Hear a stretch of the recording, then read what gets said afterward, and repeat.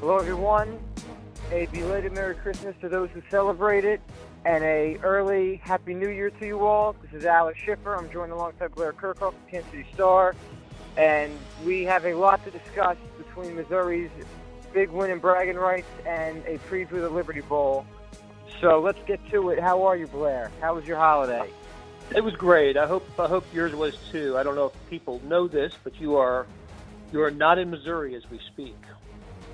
Yes, that is correct. I snuck home after Braggin Rights for a quick stop home, essentially, and I head out to Memphis Friday morning for the bowl game. So, fun being home. I still have some stuff to do. I followed a story on former Missouri tight end Sean Colkin that I did when I was with you guys at Thursday Night Football. So still working, but it's nice to be charging up the accent right now. That's how I look at it.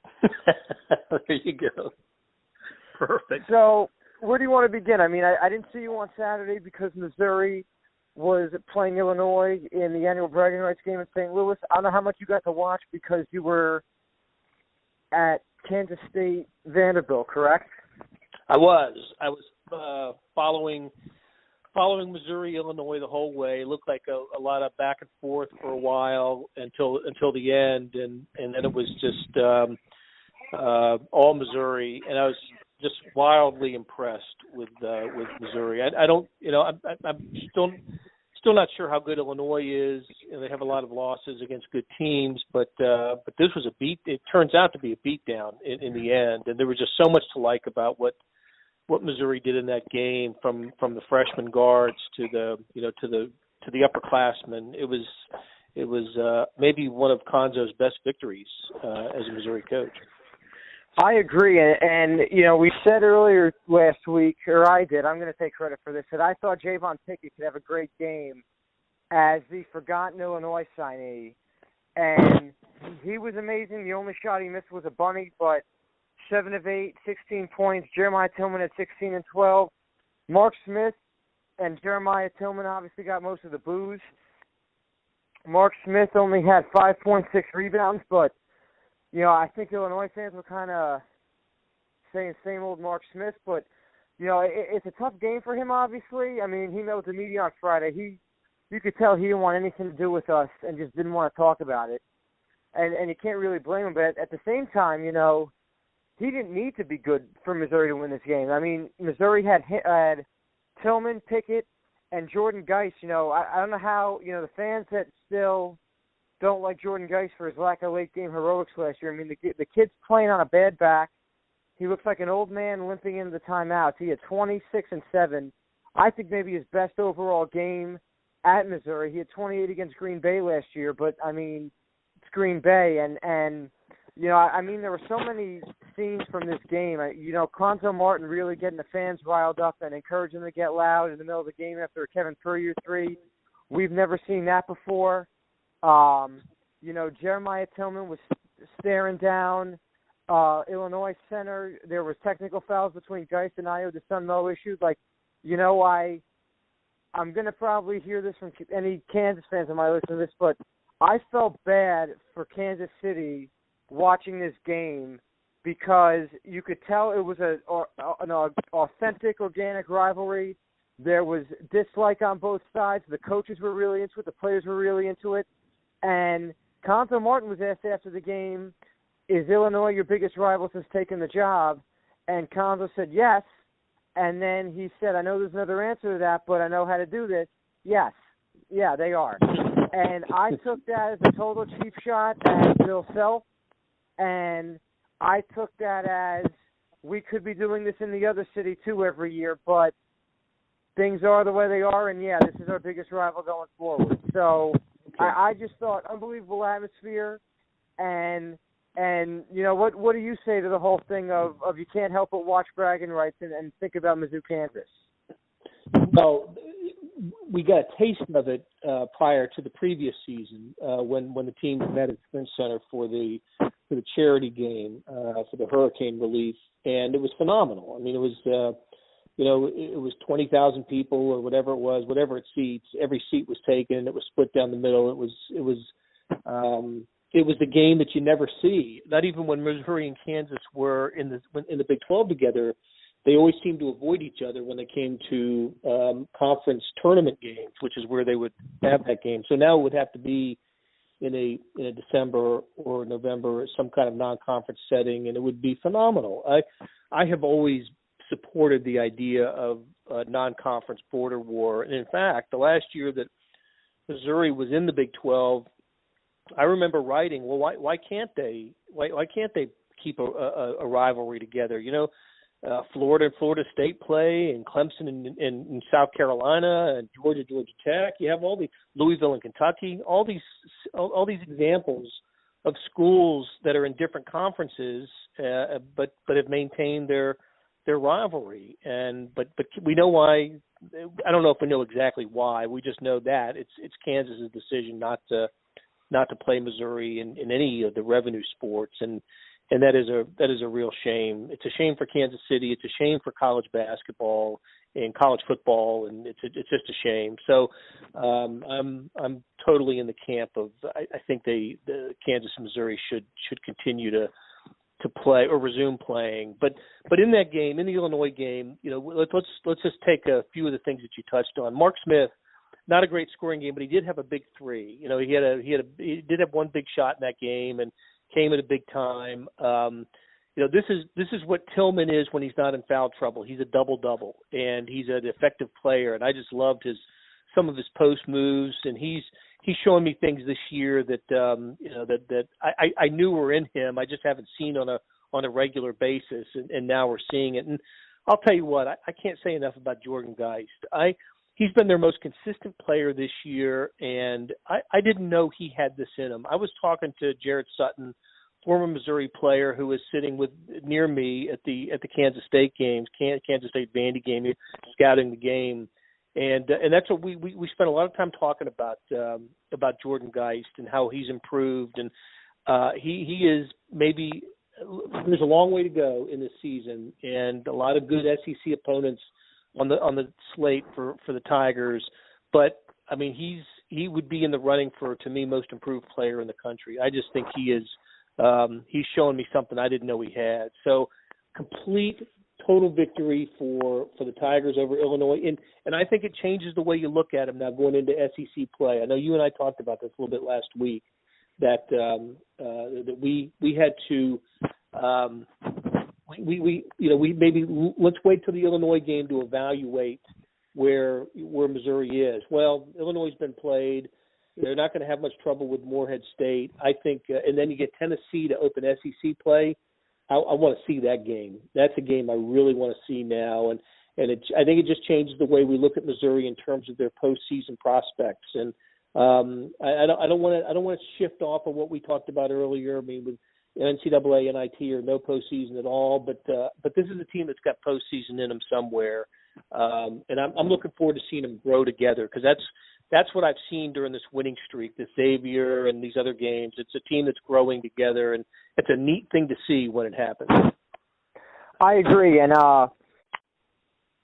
quick fun fact. I thought about making this a trivia question, but I feel like we can do better. We have better standards. Missouri and Morehead State only played one other time before in 1984. Sorry about asking you the year, but we can do better. Anyway, I agree. Missouri heads in a conference playing 9-3, all barring a disaster. They opened up against Tennessee at home. I don't know how that game. The students will still be out of town on winter break, but that game should get a lot of buzz. And I was looking. I think we talked about this a bit last week, but I was looking through Missouri's non-conference schedule or conference schedule. And there is a path to the postseason. They get Ole Miss twice. They get Georgia once. They get Vanderbilt once. By the way, since you saw Vanderbilt without Darius Garland, I'm curious, how would you put them up against Missouri right now, since you just saw them on Saturday? Yeah, I did see him. And this is a Vandy team that had just come off a win over Arizona State that we know beat Kansas. That's about an hour after the Kansas State Vandy game ended. Arizona State was putting the finishing touches on Kansas. So it was a heck of a win for Kansas State. Let's put it that way. I think Vandy's good. I think Vandy's an upper half of the SEC type team. Do they play each other twice this year, Missouri and Vandy? Missouri gets Vanderbilt once at home. Okay, that's good, because even Bryce Jew, it's one of the youngest teams in Division I. It's like in the top 10 of the youngest teams in just terms of roster experience, and it's a different team away from Nashville than in Nashville. So I think I would just like Missouri at home in that game without knowing any other factors. But they've got some impressive guys, but they played from behind the entire game. And Kansas State, with one of the more veteran teams in the country, even without Dean Wade, play a lot of senior. There are a lot of 21 and 22-year-olds playing for K-State, and it showed. Youth, age and experience versus youth showed in that game. And we look at Missouri, you got a little bit of both, right? You got the freshman guards, but you've got Puryear, Tillman, Geist, guys who have been around the program for a while as well. Yeah, so Missouri gets Georgia once, Vanderbilt once, and they get Texas A&M twice, they get South Carolina twice. To me, I think if they win the games they should, they're an NIT team. I don't know about the NCAA because, right now, again, we'll see what Illinois does in conference play. Same with Xavier. Same with Central Florida. Those can all get better with age. Missouri doesn't have a bad loss on their resume right now. I mean, they lost to Kansas State, which is a tournament team. They lost to Temple, which is a bubble team, if not a tournament team. And who's the one I'm missing? They lost to Iowa State, which is another bubble team. Yeah. So They've come a long way since the Iowa State loss. If those two teams played again right now, I think you'd have. I don't know if you'd have a different outcome, but you'd have a different game. I agree. And to me, it comes down to with Missouri. I think the difference between the NIT and the NCAA will be, and this isn't any sort of infinite wisdom, but can they find a way to pick off a Florida on the road or steal the Tennessee game at home? Kentucky they get at home. I think that they have enough favorable draws. They're on the road at South Carolina. They won there last year. They're on the road at Mississippi State, which historically is a tough place to play. They get Mississippi State at home, which I think would be a good win for them if they get it. But can they take care of business at the places they need to on the road? Can they maybe steal a solid one here or there?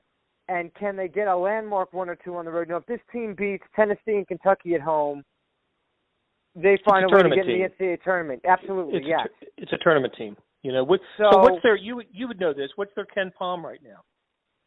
They moved up to, I want to say, 61. They vaulted from like the 90s to the 60s. It's 61 or it's like 59. It's like right in that area. I just looked at the other day and flipping them with another team in my head. Okay, well that's that's moving that's certainly moving in the right direction, and that's edging toward bubble the bubble. So look, let's it's a weird schedule, right? They play Morehead State, then they don't play again until their opener, the SEC opener, which is more than a week after that, when Tennessee comes to Columbia. So it's an odd schedule. It's hard to make any kind of proclamations. They're not getting votes for the polls or anything like that. But I think it's fair to say, as we come to the end of the non-conference schedule, I think Missouri's better than I expected them to be at this point. And this winning streak that they're on is proves that they can beat quality teams. Maybe not tournament. Maybe they haven't beaten a tournament team yet or a postseason team yet, but they've beaten some quality teams, and I just feel better about their prospects heading into SEC play now. I agree, and again, I think it's going to be a week-by-week conversation for a little bit as to where this team really is in terms of the postseason. Just because, again, if they go 2-0 their first week of the SEC play with a win against Tennessee and a win at South Carolina, I think it's fair to say that they are looking pretty good. If they go 0-2, maybe not. And then 1-1, well, then the conversation just continues into the next week. Right. Real quick on Ken Palm, Missouri is 69th. So I knew they 69. moved up a bit. Okay. Yeah. Yeah. Well, 69 is still better than the 90s. Yeah. exactly. As you said, heading toward the right direction. One other thing before we move to football, I thought an encouraging sign with Missouri twofold is that, one, I mean, the young guards, we were talking about Pickett as a freshman. Xavier Pinson had some amazing passes, and he seems to have gotten the turnover issues down. I think the future is bright regardless for Missouri, especially in its backcourt. And Jeremiah Tillman, I think it's too early for the NBA talk with him. I got an email about it the other day, but I do think that for there to be any warranted NBA talk, he needs to have performances like he had this past week. He was SEC Player of the Week. He had 23-11 against Xavier, 16-12 against Illinois. He has to keep that up if he wants to have any conversation of it. My only takeaway with that is that I think Jeremiah Tillman is in a place where if he keeps this up, he could declare for the NBA draft, see if he gets a combine invite, sniff the waters, maybe get a workout here or there, and then come back to school and maybe go from there. But I don't think, we're not booking him a room in New York or anything next year. But I think, to address it briefly, I just think that he's putting himself in a position to maybe test the waters come spring. Go ahead. Well, I can assure you that if he continues to play like this, and he's getting 16-12 against high majors, and which is every SEC opponent he'll play, he absolutely has to consider his future and strike while the iron's hot. We've got a long time to talk about this, but what we're seeing here is Jeremiah Tillman. The effectiveness of Jeremiah Tillman when he's not in foul trouble. And I don't know when he picked up his second foul, but I know he only had 3 in the game. And so, he's playing, when Jeremiah Tillman can be on the floor for almost 30 minutes, I mean, that's a huge advantage for Missouri. Yes. And the other thing that I was going to touch on that I thought was encouraging is that going into the game for Illinois, we talked about how their press style is petrifying given the way Missouri struggles with turnovers. And Illinois came into the game forcing opponents into 18.5 turnovers a game. Missouri got out of there with 16. To me, the encouraging signs were Missouri had 10 in the first half and had 6 in the second. And 16, I said the magic number was 15. They win if they have 15 or less. They proved me wrong by a little bit. 16 was the final number. And so I was close, but to me, the fact that they can handle a press style like that, not let the number get out of control, cut it down in the second half, and beat a good team like that is very encouraging also going into conference play, because the bottom line is that there is a very traceable pattern between Missouri's losses and the amount of turnovers they have. If they're near 20 or just over 15, the odds aren't in their favor. If they stay under that number, they relatively are in pretty good shape. I mean, the margin is pretty drastic between turnovers and wins versus turnovers and losses. And, I asked Conzo after the game if he thinks they've gotten better at it. He said that he wasn't worried about the press. Conzo and I get along very well, but I think he's full of crap with that statement. He had to have been worried about the press given their history. And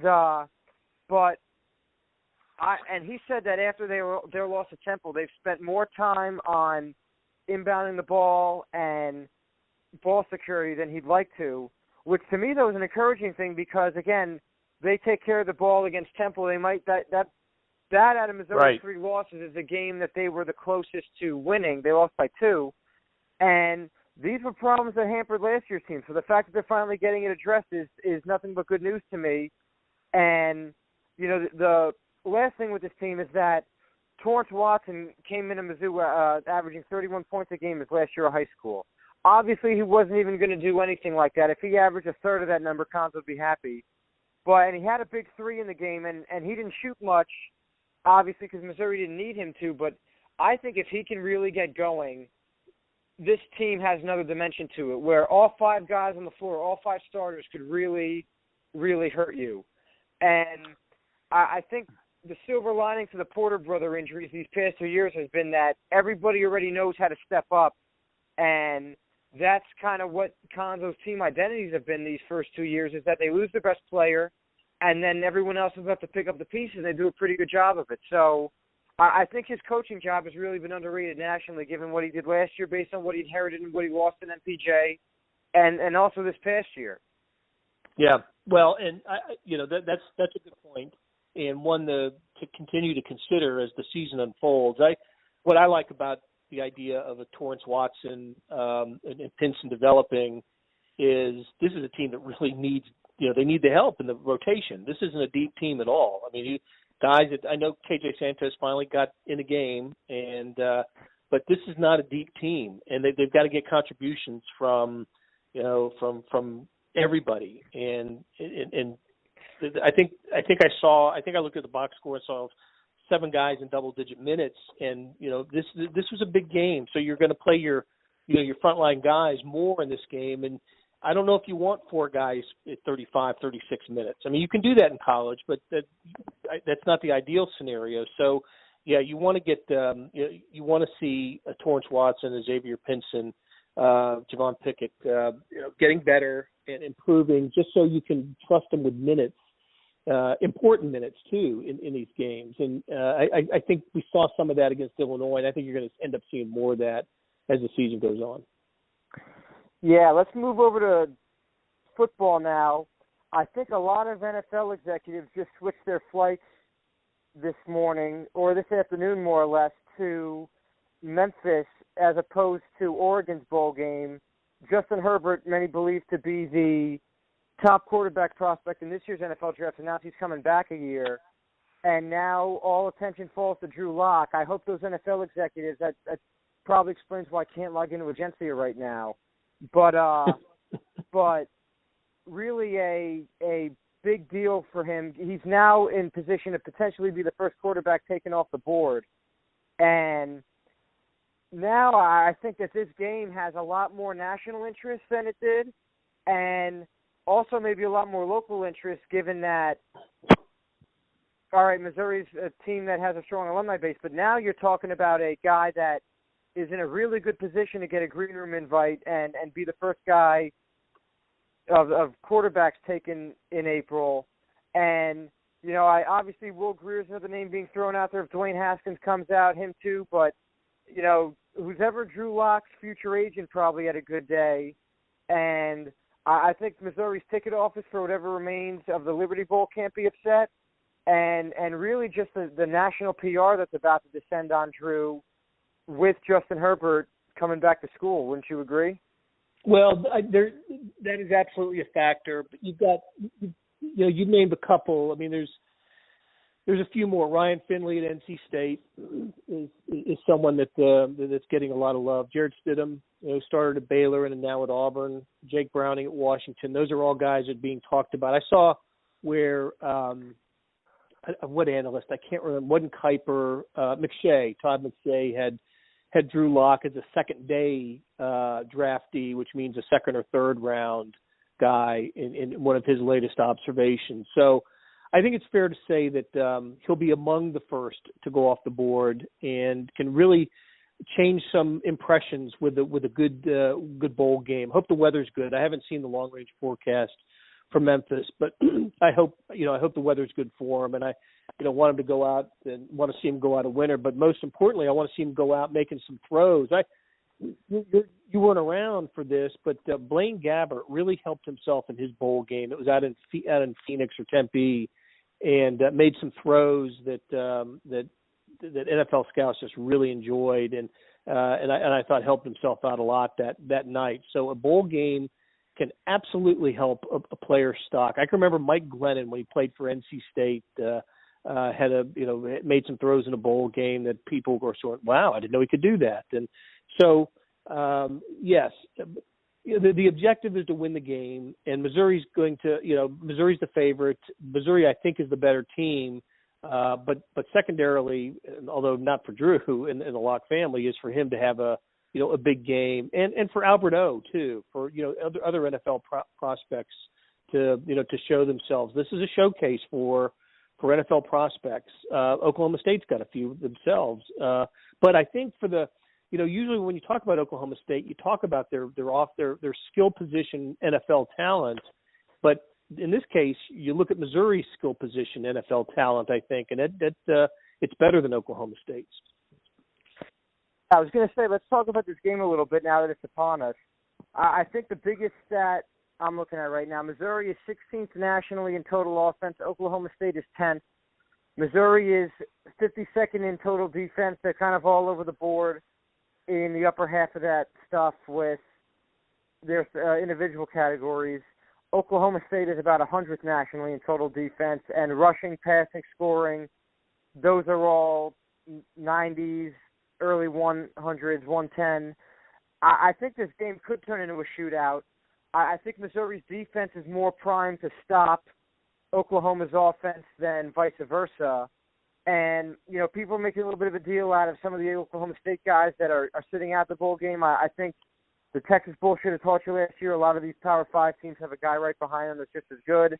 I think given Missouri's history of backup quarterbacks, especially South Carolina this year, Jalen Hurts, et cetera, that don't sleep on the backup. But I agree. I think it's a game Missouri should win, and I think it could be very high scoring, but I think ultimately Missouri's been the better defensive team this year and is more reliable for a stop rather than Oklahoma State. Also, as you kind of said, there's been a weird Oklahoma State team, and I just kind of wonder how much do they want to be there. You know, I think Missouri comes in a little PO'd. They wanted a New Year's Six Bowl or a New Year's Day game or something in Florida.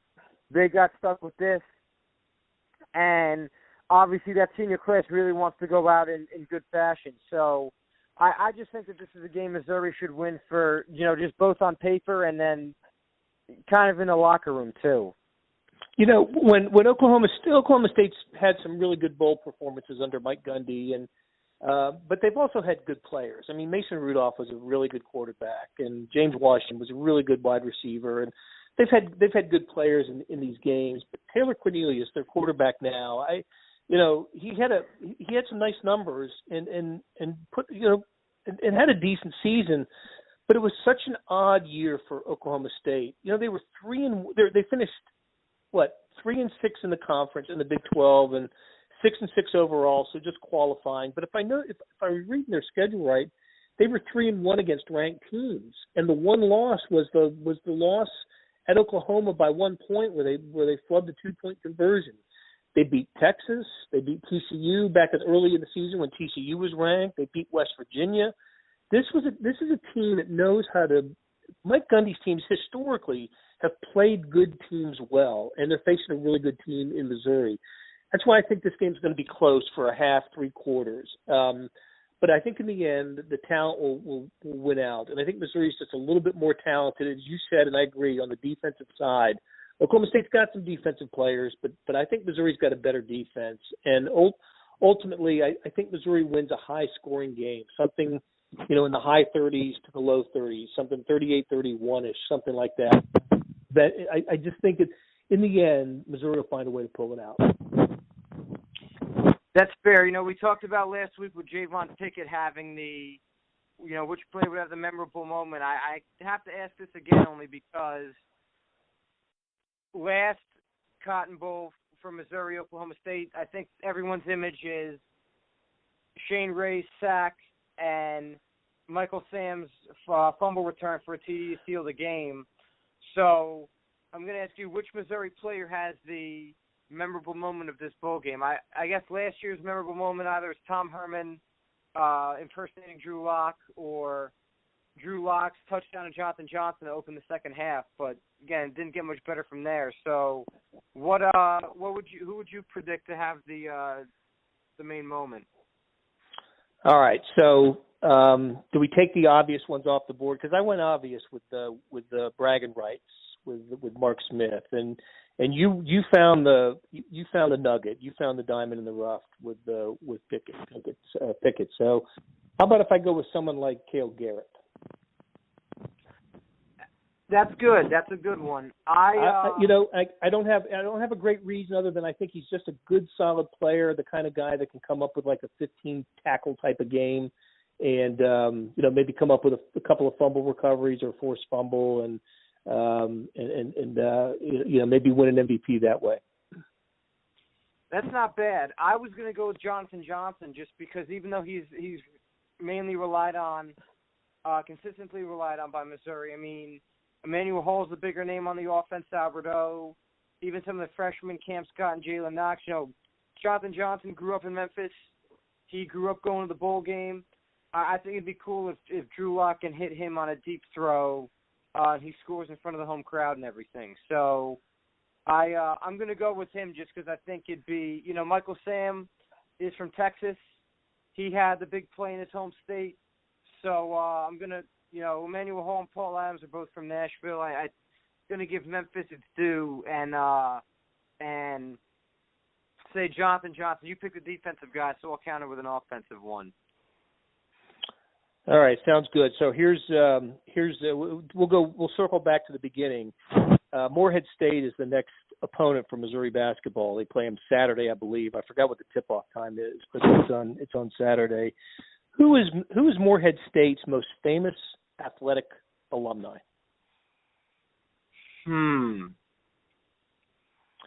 This is somebody you should know based on where you're from.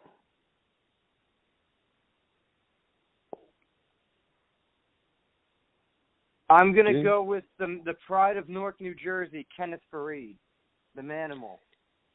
He is certainly a terrific basketball player that played at Morehead State some 30 years or so after Phil Simms was leading the Morehead State football team to glory, I assume. But Phil Simms went to Super Bowl winning quarterback Phil Simms, a Morehead State graduate.